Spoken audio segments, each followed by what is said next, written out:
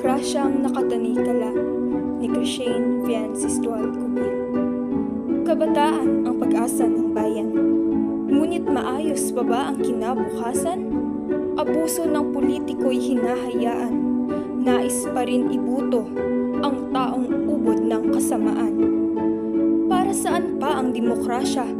Mga butante na may kontrolado nila. Pera, pera, pera. Yan lagi ang problema. Kaya't pumapayag maisahan ng mandaraya. Pilipinas, magbubulag-bulagan pa ba? Huwag na magpadala sa mabulaklaking salita. Isipin ang kinabukasan ng mas nakababata. Botohin ang lider na may masakit sa madla. Buksan na ang ating mga isipan. Halina't tumindig para sa tama. Patunayan mo ang demokrasya sa ating bansa. Tayo ay pumili ng tama't iwasan ang masama.